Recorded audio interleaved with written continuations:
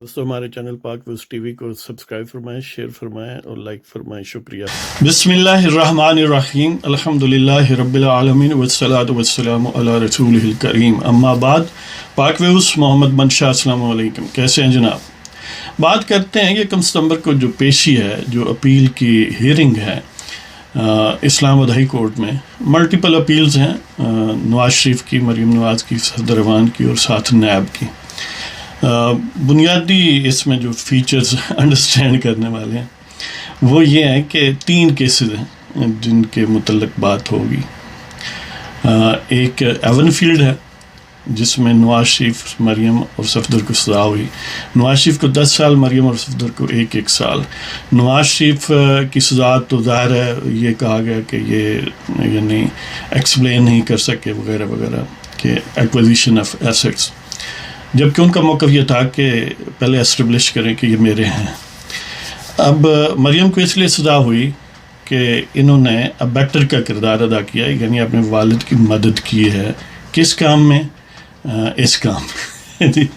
اور صفدر کو اس لیے سزا ہوئی کہ انہوں نے کوآپریٹ نہیں کیا، عدم تعاون کی بنیاد پر۔ اور ساتھ یہ بھی بات اس میں لکھی گئی، ارشد ملک صاحب نے لکھی کہ اگر نواز شریف کے خلاف سزا سسٹین نہ ہو سکی تو باقی دونوں کے خلاف آٹومیٹک ختم ہو جائے گی، یعنی یہ اس سے مشروط ہے۔ سپوز اپیل میں نواز شریف کامیاب ہوتا ہے تو یہ آٹومیٹک کامیاب ہے۔ اب جو ایون فیلڈ کے، یعنی ایک تو ان کی اپیل ہے کہ ہمیں بری کیا جائے، ایکوٹ کیا جائے کہ کوئی ایویڈنس نہیں ہے جس کی بنیاد پر کیس بنایا گیا ہو، اور ساتھ جو ایک فلیگ شپ ریفرنس کیس ہے جس میں بشیر صاحب جو اکاؤنٹیبلٹی جج تھے، یعنی پہلے والے میں ارشد ملک تھے ایون فیلڈ میں، دوسرے میں بشیر صاحب تھے، 2 کیسز میں، ایک فلیگ شپ ریفرنس میں، ایک العزیزیہ اسٹیل ملز میں۔ العزیزیہ میں نواز شریف کو 7 سال کی سزا ہوئی، فلیگ شپ ریفرنس میں ان کی بریت ہوئی، اور جج صاحب جو تھے وہ بشیر صاحب تھے اکاؤنٹیبلٹی کورٹ میں۔ اب جو نیب کی اپیلیں ہیں وہ یہ ہیں کہ فلیگ شپ ریفرنس میں بری نہیں ہونا چاہیے تھا، لہذا یہ غلط ہے، یعنی انہیں بری نہ کیا جائے۔ اور جو دوسرا کیس ہے اس میں العزیزیہ میں، تو وہ کہتے ہیں کہ 7 سال کی جگہ ان کو 14 سال سزا ہو نواز شریف کو۔ یعنی ایک طرف نیب کی اپیلیں ہیں ان دونوں کیسز میں، دوسری طرف بریت کے لیے نواز شریف کی اپیل مریم کی اور صفدر کی ایون فیلڈ میں بھی ہے، اور صرف نواز شریف کی العزیزیہ میں بھی ہے۔ تو یہ دلچسپ ہے صورتحال۔ اور پھر اس میں ایک اور بات یہ یاد رکھنے والی ہے کہ ایون فیلڈ کیس میں، جس میں تینوں سزا یافتہ ہیں، وہ تینوں کی سزا سسپینڈڈ ہے انڈیفینیٹلی، جبکہ جو العزیزیہ ریفرنس کیس ہے اس میں صرف نواز شریف کی سزا 8 ہفتے کے لیے سسپینڈ کی تھی اسلام آباد ہائی کورٹ نے۔ یہ آپ کو پتہ ہے، وہ بیرون ملک جانے کے حوالے سے اور میڈیکل گراؤنڈز، یہ وہ پھر اس میں لاہور ہائی کورٹ بھی انوالو ہوا۔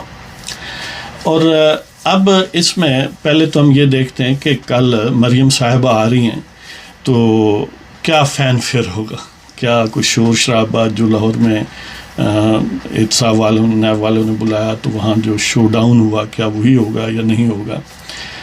مریم صاحبہ اس وقت وہ مری میں ہیں، یعنی لاہور سے وہ پہلے ہی مری چلی گئی، اور راستے میں ظاہر ہے اپنے کارکنوں کو ریجوینیٹ کرتی گئی ہیں، ایکٹیویٹ کرتی گئی ہیں۔ فطری بات ہے، جو ان کے فینز ہیں انہیں دیکھ کر یا ایکٹیو دیکھ کر وہ خود بھی ایکٹیو ہوتے ہیں، چارج ہوتے ہیں اور ریچارج ہوتے ہیں۔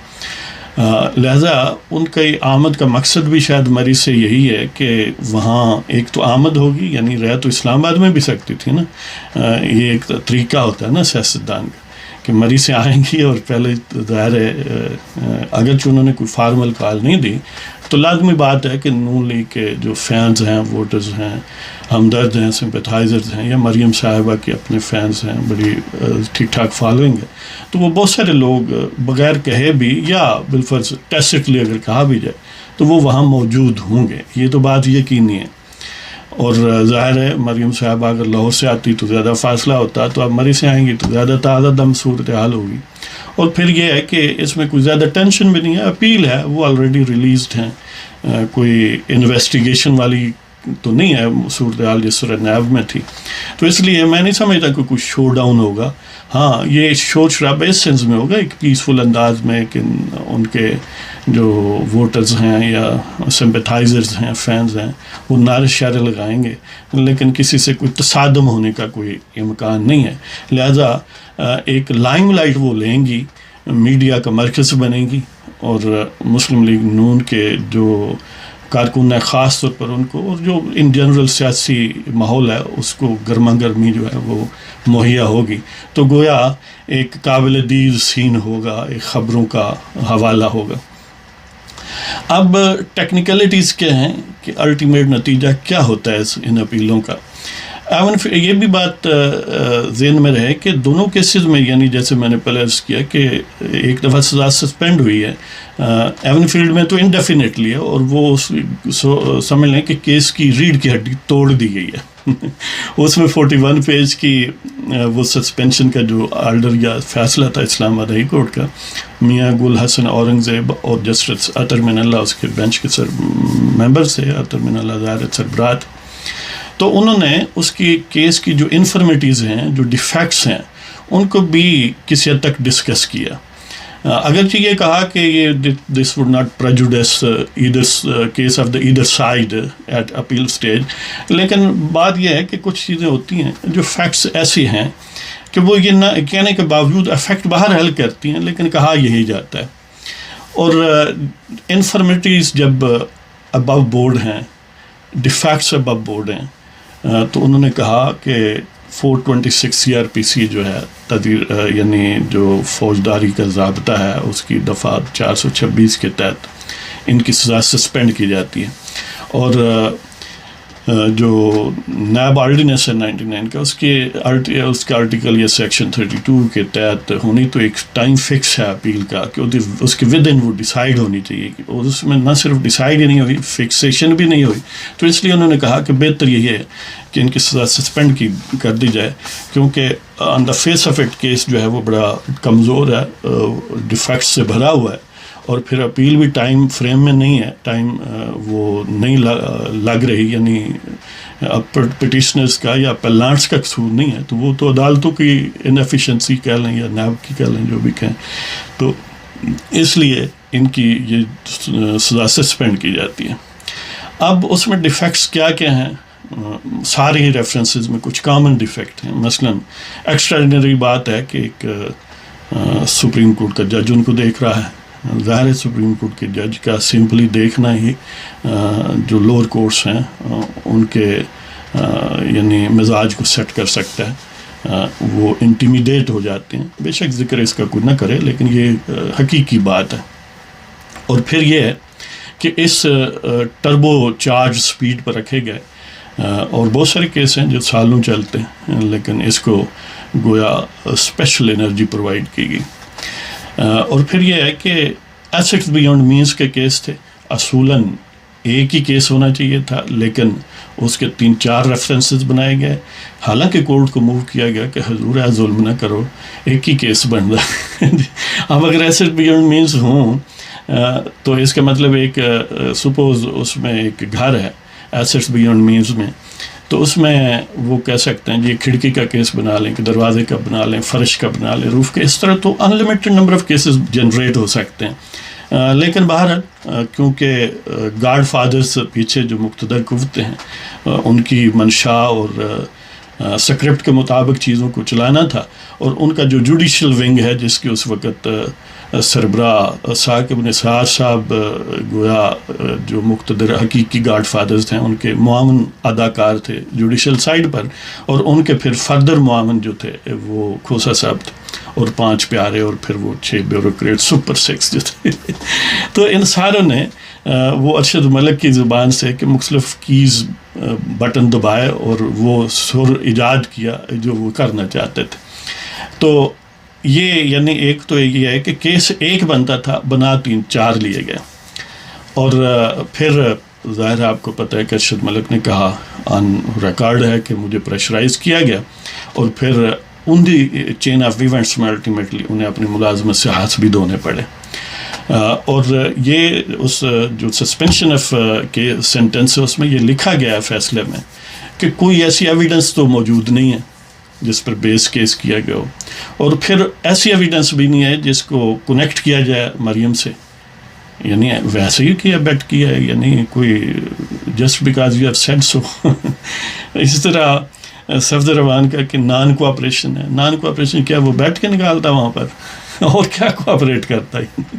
مطلب یہ ہے کہ اس کو کسی حد تک میرٹس آلریڈی ڈیسائیڈڈ ہیں، اگر چاہے بینچ جو ظاہر ہے بینچ مشتمل ہے جسٹس محسن اختر کیانی اور جسٹس عامر فاروق، یہ یعنی کوئی بہت پرانے جج نہیں ہیں، 5 سال سے یہ اسلام آباد ہائی کورٹ میں. تو ان کی مرضی ہے کہ اب اس کو کتنے ٹربو چارج رکھتے ہیں. ہونا تو یہی چاہیے کہ اس تو اسی سپیڈ سے چلائیں جس سپیڈ سے ان کو کنوکٹ قرار دینے کے لیے، یعنی اس وقت تو امپاسبل وہ کیا کہتے ہیں مشن تھا، بلکہ پاسبل بنایا گیا کہ الیکشن آ رہے ہیں تو اس سے پہلے نتائج اخذ کرنا تھا.